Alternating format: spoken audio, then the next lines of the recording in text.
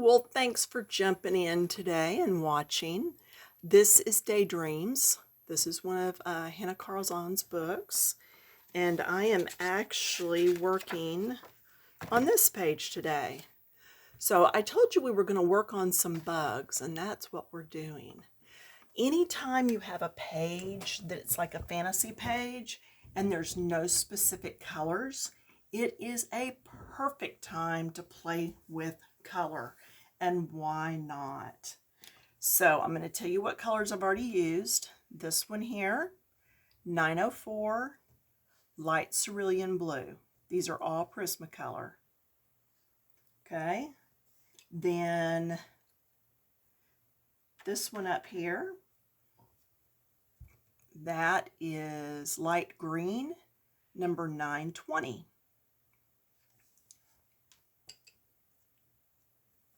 This one down here is chartreuse, 989. The purple one down here is lilac, 956. The light pink one right here is 928, blush pink.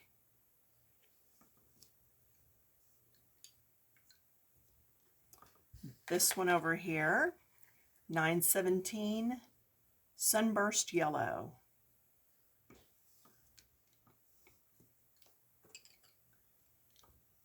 Then I have this one up here, which is just, oh, let's see, is this the right color? Yes, it is orange, and it is 918. All right, and I think that covers all of those. Now, we can play it safe, and I'm going to on a couple, okay? Like the green down here. Let's just go with 913, which is spring green. And we're just going to come up in here and just blend that. Just going on the sides, and again, like that last video, by going on the side, I make it look like it's more rounded. Then I'm going to go up here at the top, both sides.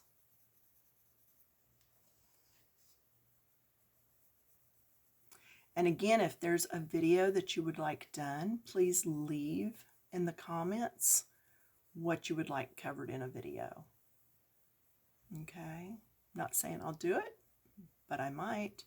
It might take a while, like whenever I did the video of the, what were they? The Crayola pencils that I just did a couple sessions back. Sometimes it takes me a while to get to stuff, but I do put it on my list. Okay, now, that's fine. It's blended. I don't even have to come back with the other color. But then I think, well, we could really change it up. Now, what do I mean by that? It means you don't have to stay specific colors. I've got, let's see, what do I have laying here? Let's take this green that I was going to use for here, and let's put it on pink. Now let's go with purple. Why not? I'm telling you, it's just being different. That's what I'm saying. When you have pages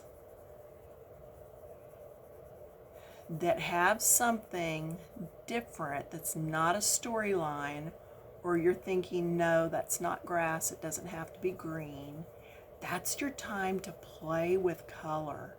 Look at that. Isn't that kind of cool looking? I do the same thing up here.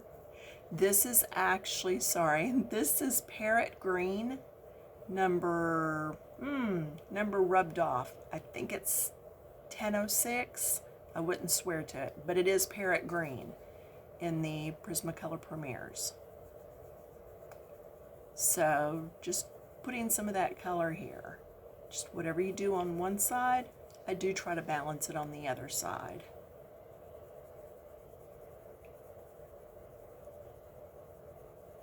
But why not do something different? Find out what colors you like to put together. This is a perfect time to just experiment with your pencils. Just experiment away. Okay? I'm going to stand up and see if I'm still in. I am. While this is a good point, I'm going to go down in here first while the pencil is still at a good point, and I can get down in there. All right, and then come up here with this and go through and do the same thing that you did at the top. Just go ahead and pull them through, pull those colors up. Okay. Then could I still do that same color over here on this one that I had planned? Yeah, I could. Nothing says I can't. You know, that's the thing about coloring. You are doing your page. You decide what you want to put where. I am here today to tell you, you don't have to go green with green. You can do this parrot green with that lilac. And it really doesn't matter. You can do what you want to. It is your page. Okay? I'm going to take the purple that I had pulled, and instead of putting it with the lilac, I am going to move over to, let's move over to the blue. So I've got violet, it's number 932, and I'm going to come in here to the blue. Why not? So these pages are your pages, not that you need permission, but it's your pages to have permission to play and do whatever you want. Because you can play on scratch paper and you can go, oh yeah, those kind of blend nice, I like those. But when you do it in your book, you have all kinds of little happy accidents, as Bob Ross would say. And you can just get those colors in there, and it's your chance to just be free. You know, do what you want, do what you like. We're thinking about painting the house inside again because it's been several years, and let's face it, the last time we painted was it when kids still lived at home? I don't even remember. But so it's time, and we're looking at actually using some color instead of the beiges and stuff like that. And we're actually looking at a very pale teal for our bedroom because that's the color on the bedspread. And I'm like, why not? I wouldn't go real bright with it, but why not have fun with that? I'm going to suggest to hubby that we actually take Evie to the hardware store where the paint aisle and all the paint chips are, and at 2.5, let her tell us what color she's interested in, because she does have a playroom here, and you know, to experiment with it and let her have some fun too. So see, and to me that looks fine. Why not? All right, what else did I have pulled? I had this blue pulled.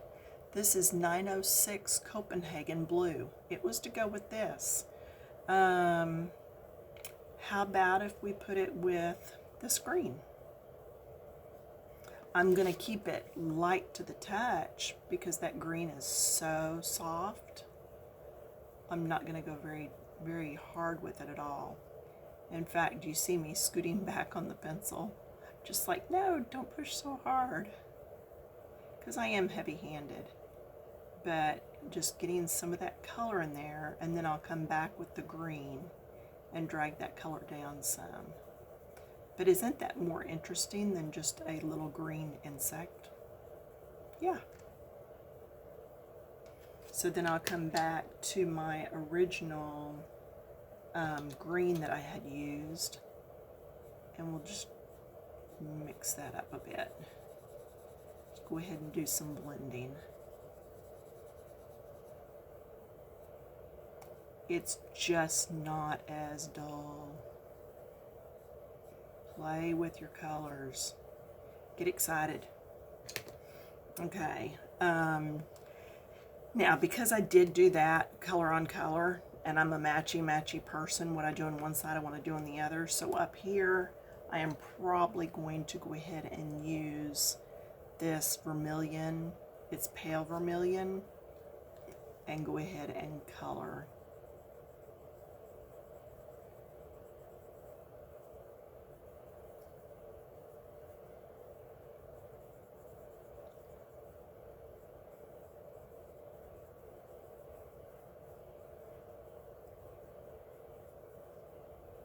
And see, it would have been so much more exciting to have used a different color on there.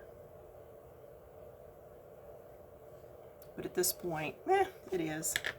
And I want to check something. I'm wondering if pale vermilion is the color I used the first time. Can't really tell. So I do wish I had gone with a different color, because these two are so close to the same that there's not just a huge difference. But anyway, the other thing I can do, why not mix it up even a little bit more? I can come in here with, I've got a gray laying here. This is a 70% gray. Let's use it on the pink. Why not? That's what she said. Why not? So I'm going to come in here and just use it just on those inner edges. And I will probably come back and finish most of the rest of the page with glitter gel pens. Just because in these tiny areas, a glitter gel pen is so much easier to get into these little spaces. And it will really glitz up these little insects. And I'm going to go ahead and do the outside of each one too. Why not?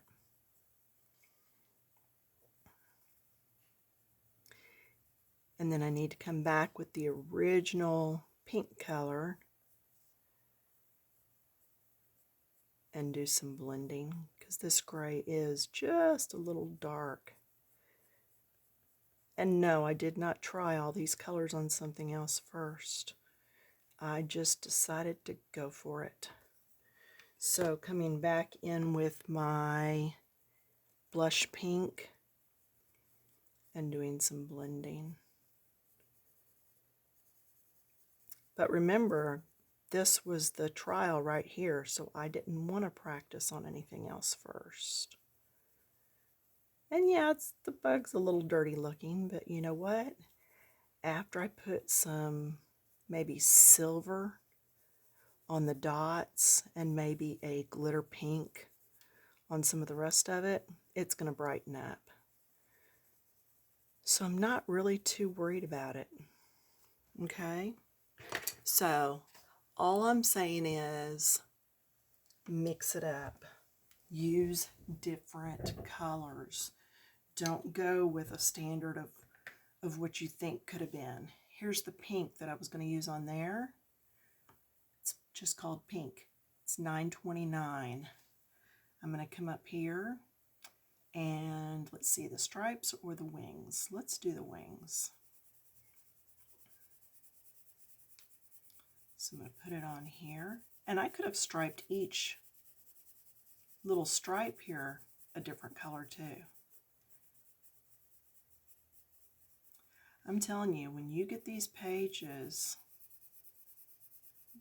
that don't lead you to think it's grass and has to be green, use those pages. Experiment. It's what we call coloring outside the box. Don't feel like you have to do things a particular color. I'm not looking up to see what color a beetle is and then trying to stick to that color. I am just going for it. And whatever color it turns out is the color it turns out. Okay. Let's see, what color can we put on there? Let's try a purple. Should we do purple again? I know I just did purple right there. Ooh, what about green? What about this bright green? Okay, I said we were going to try weird stuff. 913 Spring Green. Here we go. Hopefully it won't look too bad. Another kind of page that you can really experiment on, mermaids, ocean, underwater pictures, anything like that. You can go to town on those. Dinosaurs, anything prehistoric, pages with kites or a circus. Why not? Just go for it and have some fun. And see, there's not a rhyme or reason necessarily to what I'm doing. I'm just making sure that what I do on one side, I'm doing on the other side so that it's fairly balanced. Okay, not my favorite color scheme, but you know what? It's one more bug that's finished. Okay, let's see. I'm probably going to do this one down here in a light yellow. Oh, we didn't do anything else on this one. Yeah, I wish I'd have brought my whole box of pencils in here. Let's do, I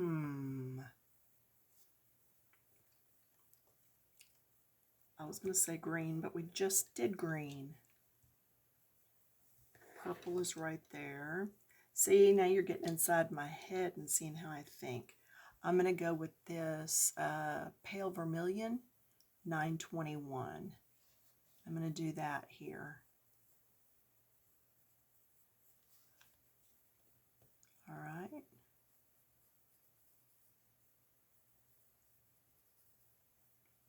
What I do on one area of the bug, I do to the other area of the bug. So I'll just come all the way across here, and then I'll fade it out as it comes down. Much lighter touch. Heavier touch up here, because I want more coverage. I can go under the sides of this lightly, just to help bring some of that color down to the rest of the body. Then I can come down here,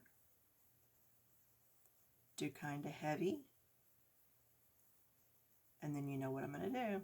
I'm going to go lighter. Now see, I'm going back on my pencil. Lighter as I come up. Just a lighter touch. Fading out as I come up on that. I always thought coloring upside down would be hard and I'd be going as I come down on it, but for y'all it's come up on it. And that's not been hard to get used to at all. I thought it would be, but it's not. Anyway, so there's another one. So just keep going. Find a page somewhere that you can play with and then really go for it.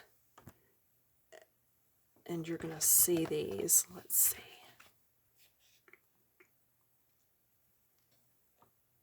Just blend the best you can.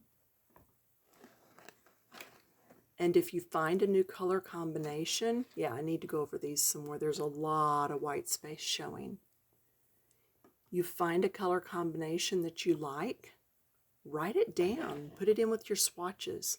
In the back of your swatches book, just make some extra swatch spaces and record what you've done that you like. And then when you come up on a mermaid page or something, then you've got that already written down. Or you can experiment even some more. All right? Okay, shorter video, but that's okay. I think you've got the idea, and I'm going to go play with some gel pens in a bit. Talk to you later. Bye.